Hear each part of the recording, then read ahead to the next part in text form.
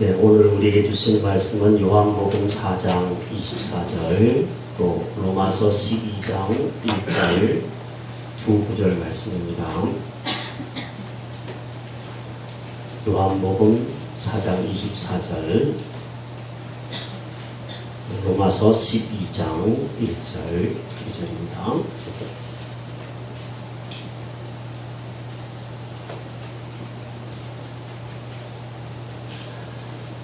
우리 뜻을 생각하며 같이 읽겠습니다. 시작.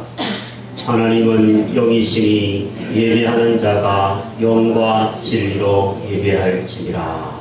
아멘. 로마서 12장 1절입니다. 그러므로 형제들아, 너희가 하나님의 모든 자비하심으로 너희를 권하노니 너희 몸을 하나님이 기뻐하시는 거룩한 산 제물로 드리라. 이는 너희가 드릴 영적 예배니라. 아멘. 우리는 지난 주일날 예수님과 사마리아 여인과의 대화를 통해서 예배에 대해서 하나님이 주시는 메시지를 이미 살펴보았습니다. 예수님은 이렇게 말씀하셨습니다. 예배는 장소가 중요한 것이 아니라 예배의 대상이 중요하다고 말씀하셨습니다. 이 산에서도 말고 예루살렘에서도 말고 너희가 아버지께 예배할 때가 이르리라. 예수님은 말씀하셨기 때문입니다. 또 예수님은 예배에 대해서 이렇게 말씀하셨습니다. 예배는 내 마음대로, 우리 마음대로 드리는 것이 아니라 바로 하나님의 방법인 영과 진리로 예배를 드려야 한다. 오늘 읽었던 요한복음 4장 24절에 말씀하셨습니다. 하나님은 지금도 이렇게 예배하는 자들 찾고 계신 줄로 믿습니다.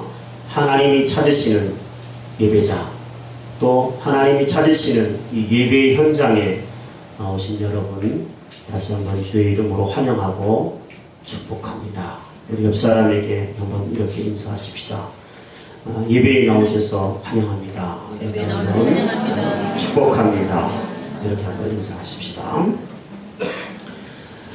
지난주에 우리가 예배에 대해서 살펴보았지만 오늘은 한 번 더 이 예배의 또 다른 각도에서 하나님이 주신 말씀을 함께 살펴보려고 합니다.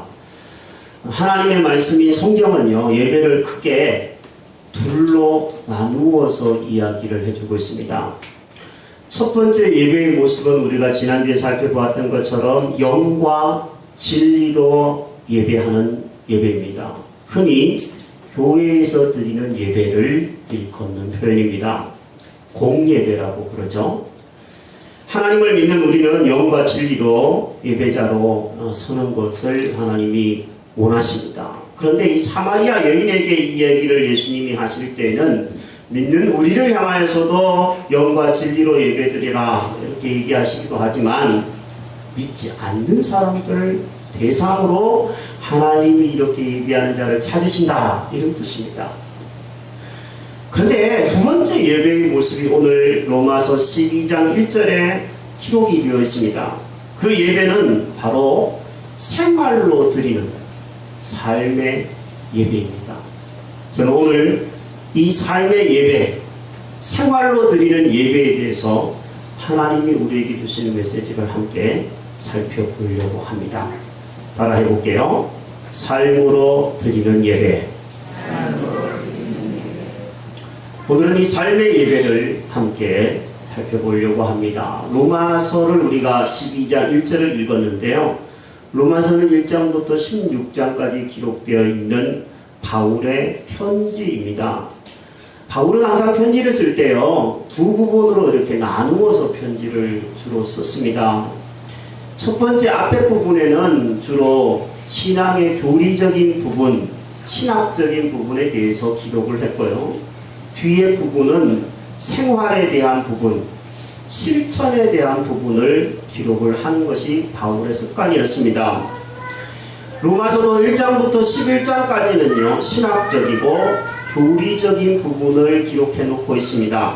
우리가 어떻게 구원을 받았는지, 우리가 믿는 하나님은 어떤 분이신지에 대한 이야기가 로마서 1장부터 11장까지 가득합니다. 그리고 12장부터 이제 생활에 대한 부분을 이야기하면서 사도 바울이 처음으로 입을 뗀 것이 12장 1절입니다. 그러므로 형제들아, 내가 하나님의 모든 자비하심으로 너희를 권하노니 너희 몸을 하나님이 기뻐하시는 거룩한 산 제물로 드리라. 이는 너희가 드릴 영적 예배니라.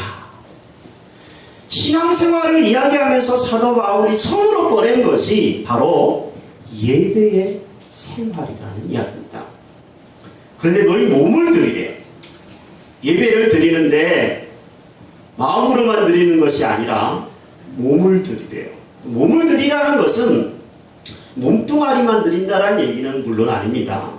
바로 삶 전부를 드리라는 이야기입니다. 하나님은 우리가 일주일에 1시간만 예배 드리는 것을 바라지 않습니다. 우리의 삶 전체, 일주일의 시간 전체에 시마다 때마다 어느 곳에서든지 하나님을 높이는 예배자로서 살기를 기대하신다라는 것이 오늘 본문의 뜻입니다. 자, 그러면 도대체 우리가 어떻게 살아야지 우리의 삶 전체로 예배를 드릴 수 있고 또 예배를 드릴 때 무엇이 유익한지 우리가 좀 알아야지 그렇게 예배 드릴 수 있지 않겠습니까? 어떻게 우리가 영으로 또 삶으로 예배 드릴 수 있는지 오늘 세 가지를 여러분에게 말씀드리고 싶습니다. 첫 번째 방법은요, 찬양으로 하나님께 나아가는 것입니다. 시편 107편 15절에는 이렇게 말씀이 되어 있습니다. 여호와의 인자하심과 인생에 행하신 기적으로 말미암아 그를 찬송할지어다. 하나님이 우리의 인생에 행하신 놀라운 일들이 있는데 그 일들을 생각하고 곱씹어오면서 하나님을 노래하고 찬송하는 것이 예배다. 그 예배는 교회에서도 드릴 수 있지만 어디에서나 드릴 수 있다, 이런 이야기입니다. 저는 10대 때 사춘기에 방황이 있었습니다. 여러분도 있으셨을 것입니다. 그러나 그때 좋은 부모님, 좋은 교회 식구들, 교회를 만나서 하나님이 저를 지켜주셨다는 것을 인정합니다. 20대에 때로는 범죄하기도 하고 그 범죄 때문에 징계를 받기도 했던 적이 있었습니다. 하지만 그 속에서 회개했을 때 하나님이 구원해 주시고 큰 은혜를 베풀어 주셨던 20대를 보냈습니다. 30대 때는 사명을 깨달았고 사명자로서 준비를 하나님이 시켜주셨던 것 같아요. 이제 40대가 되었습니다. 하늘의 뜻을 깨닫는 나이라고 그러죠. 하나님의 뜻을 이제 조금씩 알아가는 것 같습니다. 그리고 하나님의 손에 쓰여지고 있다는 것이 감사한 나이가 되었습니다. 저 인생을 돌아볼 때 하나님이 제 인생에 행하신 놀라운 기적과 같은 일들을 통하여서 저는 하나님을 찬송하지 아니할 수 없습니다. 여러분도 그러시지 않으십니까? 저는 지난 2주일 동안 예배에 대해서 하나님의 말씀을 묵상하면서 여러 성경 구절들을 살펴보고 또 책을 읽기도 하면서 하나님이 저한테 주시는 찬양이 하나 있었습니다. 제가 조용히 아무도 없는 저 유아방에서 조용히 찬송을 드리기도 하고 아침에 눈을 뜰 때 이 찬송을 드리기도 했습니다. 이 찬송을 드리자 내 마음속에 찾아오는 하나님의 놀라운 평강이 있어서 제가 노래를 잘 하지는 못하지만 혼자 불렀던 찬송을 한 번 더 시간 하나님께 드리고자 합니다. 복음성가 239번에 있는 찬송입니다. 따스한 성령님 마음으로 보내 내 몸을 감싸며 주어지는 평안함 따스함을 느끼네. 사랑과 진리에 한 줄기 빛보내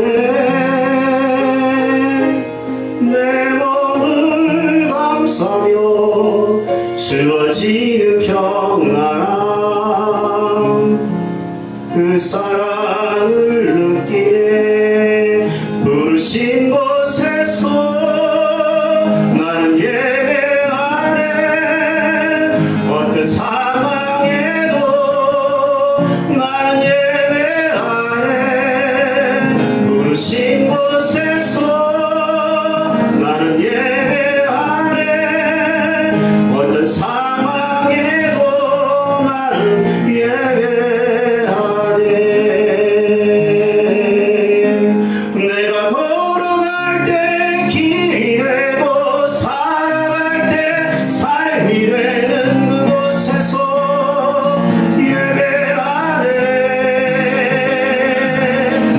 내가 걸어갈 때 길이 되고 살아갈 때 삶이 되는 이곳에서 예배하네. 부르신 곳에서 나는 예배하네. 어떤 상황에도 나는 예배하네. 부르신 곳에서 나는 예배하네. 어떤 상황에도 나는 예배하네. 같이 한번 부르신 곳에서 부르신 곳에서 나는 예배하네. 어떤 상황에도 나는 예배하네. 부르신 곳에서 나는 예배하네. 어떤 상황에도 나는 예배하네.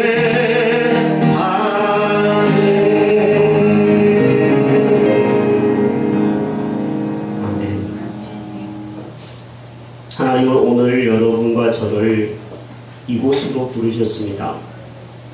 지구상에 많은 교회당이 있지만 오늘 이곳에서 예배하라고 저와 여러분들을 부르신 줄로 믿습니다. 우리의 환경과 형편이 다 다릅니다. 그렇지만 우리가 하나님 앞에 찬양으로 예배하며 나아갈 때 따스한 성령님께서 우리를 감싸주시는 포근함을 느끼시게 될 줄로 믿습니다.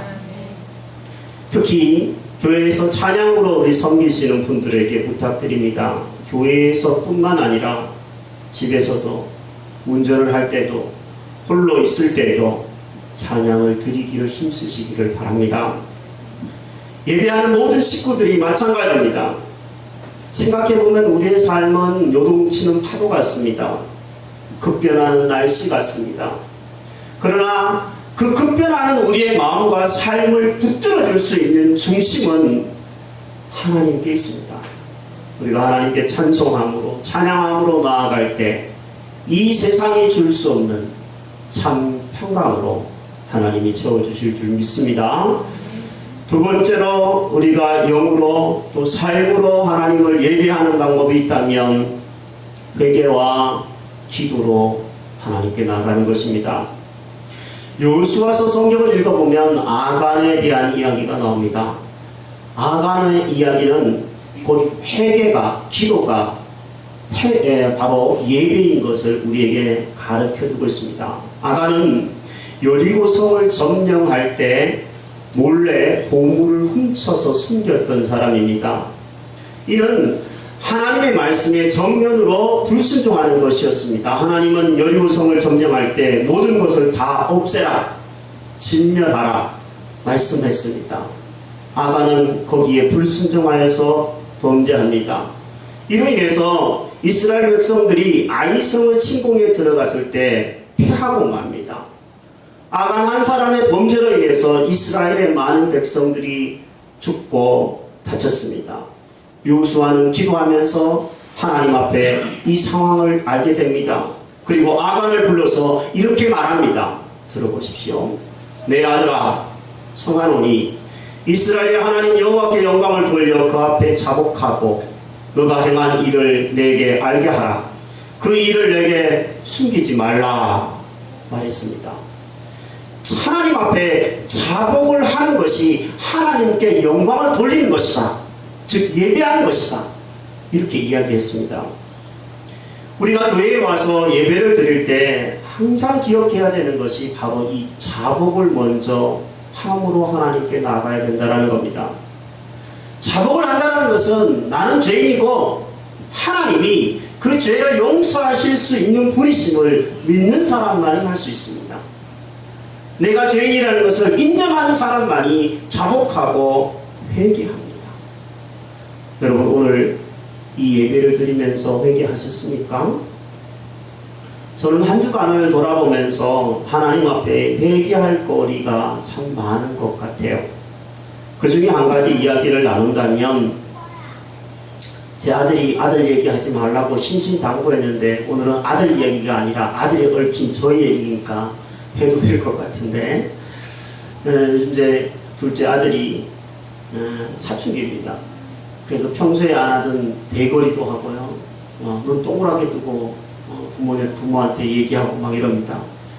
그래서 저놈이 언젠가 한 대 맞지, 매를 맞지 벼르고 있다가 급기야 이번 주에는 매를 한번 제가 댔습니다.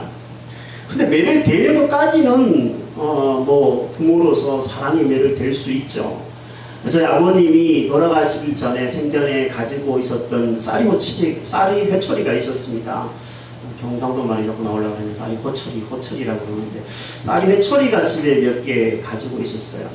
그 회초리를 가지고 매를 댔죠. 종아리를 때렸는데, 때리다가 보니까 제가 제 감정이 이게 절제가 안 되는 거예요. 그래서 적당히 때려도 되는데 심하게 때리는 제 자신을 보고 깜짝 놀랐습니다. 그러면서 내가 왜 이렇게 내 안에 폭력성이 있는 건가? 뭐 이런 생각도 또 하게 되고요. 뭐 부모님들 매를 대고 나서 후회하는 그런 단계를 제가 좀 넘어선 것 같아요. 그래서 하나님 앞에 하루 종일, 그날뿐만 아니라 그 다음 날까지 제 마음도 안 좋고 하나님 앞에 기도를 해도 기도가 좀 잘 안 되는 것 같고 막 이래서 하나님 앞에 일단 회개하는 기도를 드렸습니다. 제가 드린 기도는 이런 기도입니다. 주님, 저를 용서해 주십시오. 내 안에 나도 모르는 폭력성이 있다면 용서해 주시고 저를 다스려 주십시오. 태진이 이 아이, 하나님이 주신 아이인데 제가 어떻게 할 수 없습니다. 사춘기의 아이들 부모가 어떻게 할 수 있는 게 아니잖아요. 그것을 이제 서서히 느끼고 있는 겁니다. 그래서 회개뿐만 아니라 기도가 되어지는 겁니다. 하나님, 저 아이를 하나님이 다스려 주시고 저 아이의 마음이 상하지 않게 마음도 어루만져 주십시오. 저도 다스려 주시고 제가 부모로서 잘 아이를 케어할 수 있도록 지혜도 주십시오. 회개하며 기도하게 되어지더라고요. 시편 51편에 다윗은 회개의 모습을 이렇게 쓰고 있습니다. 하나님께서 구하시는 제사는 상한 심령이라. 하나님이여, 상하고 통회하는 마음을 주께서 멸시하지 아니하시리이다. 하나님은요, 우리가 죄인된 것을, 연약한 것을 인정하며 통회하며 나아갈 때 예배로 그것을 받으십니다. 상하고 통회하는 마음을 영어로는 broken heart라고 표현을 했습니다. 깨어진 마음이라는 얘기죠. 회개한다는 것은 내 마음을 찢는 것입니다. 깨는 것입니다. 그럴 때 하나님은 그것을 예배로 받으셔서 상한 우리의 마음, 깨어진 마음을 다시 성령의 악교로 붙여서 단단케 해주시는 줄 믿습니다. 우리의 죄가 비록 붉은 피와 같은 것이지만 양털과 같이 희게 하실 것이고 흰 눈보다도 더 깨끗하게 하시겠다고 하나님이 약속해 주셨습니다.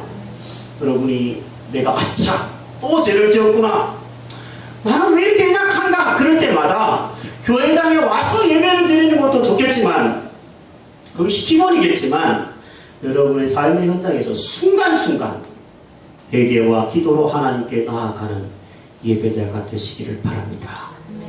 저를 가르쳐 주었던 선배는 목욕탕에서 때를 밀다가도 기도하는 선배가 있었어요. 참 대단하다고 생각합니다. 그 모습을 제가 봤어요. 같이 목욕탕에서 목욕 때밀다가 대학생 때 한번 본 적이 있어요. 참 저 형님 대단하다 이렇게 생각을 했던 적이 있습니다. 어디는 상관없습니다. 여러분이 회개하고 기도하는 현장이 그곳이 교회인 줄 믿습니다. 세 번째로 어떻게 영으로 삶으로 예배드릴 수 있겠습니까? 감사로 하나님께 나아갈 때 예배를 드리는 것입니다. 시편 50편 63절에는 감사로 제사를 드리는 자가 나를 영화롭게 하나니 말하고 있습니다. 감사가 하나님께 영화가 되고 영광이 된다는 얘기입니다. 사도 바울은 복음을 전하면서 참으로 다양한 환경을 만난 사람입니다. 바울은 여러 환경 속에서 그러나 오직 자족하기를 배웠다고 말합니다. 바울의 이야기입니다. 내가 주 안에서 크게 기뻐함은 너희가 나를 생각하던 것이 이제 다시 싹이 나미니 너희가 또한 이를 위하여 생각을 하였으나 기회가 없었느니라. 내가 궁핍함으로 말하는 것이 아니니라. 어떠한 형편에 있든지 나는 자족하기를 배웠노니 나는 비천에 처할 줄도 알고 풍부에 처할 줄도 알아. 모든 일 곧 배부름과 배고픔과 풍부와 궁핍에 처할 줄도 아는 일체의 비결을 배웠노라. 사도 바울은 비결을 배웠다고 얘기했습니다. 여러분, 우리의 인생은 배부를 때도 있고 배고플 때도 있죠. 우리의 인생은 부유할 때도 있지만 가난할 때도 있습니다. 그러나 참된 예배자는 어떤 형편에 처하든지 간에 환경을 뛰어넘는 감사를 할 줄 아는 사람입니다. 여러분, 밥 먹을 때마다 감사하십니까? 김치찌개 하나를 놔두고 나도 감사하면서 음식을 먹는 사람이 기름진 음식을 먹으면서 불평하는 사람보다 더 건강합니다.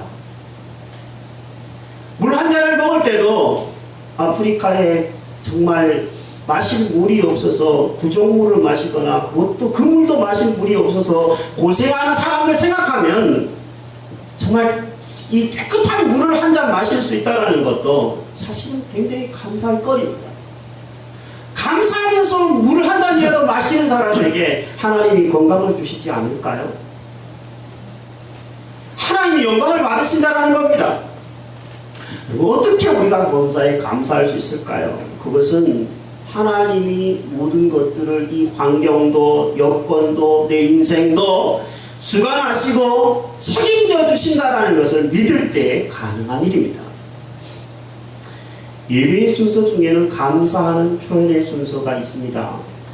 흔히 헌금 시간은 그냥 돈 낸다 이런 생각할지 몰라도 헌금 시간은 사실 감사를 표현하는 시간입니다. 하나님은 가난한 분이 아니에요. 하나님은 우리를 만드시고 온 지구의 온 우주의 주인이십니다. 뭐가 아쉬워서 우리 보고 헌금하라 돈 내라 얘기하겠습니까? 돈을 말하는 게 아니라 마음을 말하시는 겁니다. 그래서 우리가 헌금을 할 때 가장 조심해야 될 것은 인색함으로나 눈치를 살피거나 그렇게 하지 않는 것입니다. 그냥 내 마음에 감사하다 그런 마음의 표현으로 하는 것이 바로 헌금이고 예배이어야 합니다. 나를 만드신 창조주 하나님이지 않습니까? 나를 죄악에서 건지신 예수 그리스도가 우리가 믿는 하나님 아닙니까? 내가 고아처럼 버려진 인생이 되었을 때 내 곁에 찾아오셔서 도와주시고 지금도 함께 하시는 보혜사 성령님이 우리가 믿는 하나님 아닙니까? 그분이 나의 인생을 앞으로도 책임져 주실 줄로 믿고 감사하면서 나아가는 저와 여러분들이 되기를 바랍니다. 사랑하는 여러분, 하나님께 여러분의 마음을 드리십시오. 하나님께 우리의 삶으로 감사함으로 예배하는 예배자들이 되기를 바랍니다. 설교를 준비하다가 한 글을 보았습니다. 재미있는 글이라서 여러분에게 소개를 해드리려고 합니다. 부산에 있는 어떤 목사님 이야기입니다. 이 목사님은 저처럼 개척을 하신 분이 아니라 후임 목사님으로 교회에 부임을 하셨습니다. 그런데 교회에 부임을 한 지 얼마 되지 않은 날 한 집사님이 상담을 요청해 왔습니다. 그런데 상담을 요청한 집사님은 큰 선글라스를, 얼굴을 반쯤 가리는 선글라스를 끼고 왔더래요. 목사님이 안경 좀 벗고 이야기하자고 그래서 안경을 벗었더니 세상에 한쪽 눈이 시퍼렇게 멍이 들어 있었습니다. 어떻게 된 거냐고 이유를 물어보니까 남편한테 얻어맞았다고 얘기를 했습니다. 이 집사님은 교회에서 열심히 봉사하고 섬기는 분인데 남편은 교회를 다니지 않았다고 합니다. 하지만 교회 가는 것에 대해서 반대는 하지 않았대요. 그런데 부산에 있는 분인데도 불구하고 대구에 어떤 집회가 있어서 낮과 저녁 집회에 참여하다가 보니까 남편의 퇴근 시간에 맞추어서 집에 올 수가 없었고 밥을 차려주지 못하는 사태가 벌어졌습니다. 이 일로 부부싸움을 했습니다. 남편은 부인에게 이렇게 따졌다고 합니다. 내가 언제 교회 가는 거 막았냐고, 그래도 밥은 해놓고 가야 되지 않느냐고 말을 하며 따졌습니다. 그러자 부인은 이렇게 되들었습니다. 내가 늘 그러냐고, 특별히 집회가 있으니까 이번만 그런 거 아니냐고, 그 정도도 이해 못하냐고 좁쌀 같은 양반 하면서 싸웠습니다. 아내는 부흥에서 은혜를 받고 왔는데 남편하고 싸우다 보니까 은혜를 다 쏟아버리는 것 같았다고 합니다. 급기야 이렇게 말을 해버렸답니다. 사탄아 물러가라. 그랬더니 남편이 주먹으로 자기 얼굴을 퍽 때렸다고 합니다. 이야기를 듣고 난 목사님이 이렇게 말을 했습니다. 남편분이 참 좋은 분이네요. 남편을 사탄이라고 했는데도 불구하고 한쪽 눈만 때리는 걸 봐서는 참 남편분이 성격이 좋은 분입니다. 저 같으면 두 쪽 다 때렸을 겁니다. 그리고 이 목사님은 여집사님에게 이렇게 선포했다고 합니다. 살림이 예배입니다. 라고 얘기를 했답니다. 사랑하는 여러분, 아무리 교회에서 열심히 예배를 드린다고 할지라도 집안 살림 엉망으로 하면 남편이 싫어합니다. 살림도 예배입니다. 아무리 교회에서 열심히 교회 생활을 잘하는 사람도 학교 생활을 엉망으로 한다면 결코 좋은 소리를 들을 수 없습니다. 학생들이요, 공부도 예배입니다. 직장인, 사업하시는 분, 일도 예배입니다.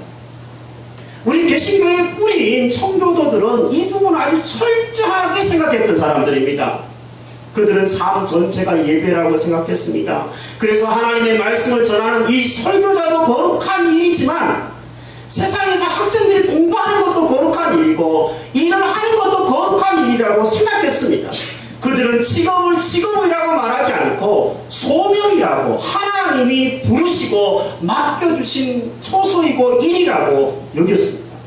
그들은 예배하는 마음으로 공부를 했고 예배하는 마음으로 일을 했고 예배하는 마음으로 삶을 살았습니다. 삶이 예배고 예배가 삶이라는 얘기입니다. 이걸 분리해서 생각하는 것은 심각한 성경에 위배되는 생각입니다. 끝으로 한 가지 이야기만 하고 메시지를 마칠까 합니다. 기독교 윤리 실천 운동이라고 하는 단체가 있습니다. 여기에서 2014년 2월 4일 날 발표한 2013년도 한국교회의 사회적 신뢰도 여론조사 결과를 여러분에게 소개할까 합니다. 한국교회가 혹은 종교인들이 얼마만큼 사회에서 신뢰를 얻는 것인가를 조사를 해보니까 첫 번째로 가장 신뢰를 얻는 종교는 카톨릭이었습니다. 29.2%의 신뢰를 얻었습니다. 두 번째로 신뢰를 얻었던 종교는 불교입니다. 28%의 신뢰를 얻었습니다. 맨 꼴찌가 어디냐 하면 개신교입니다. 개신교를 신뢰한다는 응답은 21.3%에 불과했습니다. 정말 마음이 아픕니다. 개신교 목사로서 정말 마음이 아픕니다.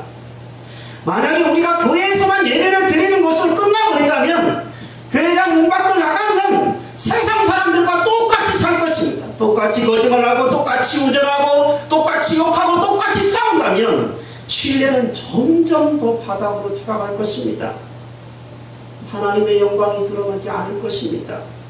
그러나 만약 저와 여러분부터 매일매일의 삶이 예배라고, 교회에서만 예배드리는 것이 아니라 우리의 가정에서도 예배드리고 학교에서도 예배드리고 일터에서도 예배드리고 살림살이도 예배라고 생각하면서 충실하게 행한다면, 설거지하면서 찬양하고 학교 가면서 노래하고 찬양하고 공부하기 전에 기도하고 일하기 전에 하나님 앞에 엎드려 기도하는 그 모습을 보여주고 건강하게 검소하게 살고 정직하게 살고 교통신호 하나 더 지키려고 노력하는 모습으로 여러분이 살아간다면 우리로부터 기독교의 신뢰는 회복되어질 줄로 믿습니다.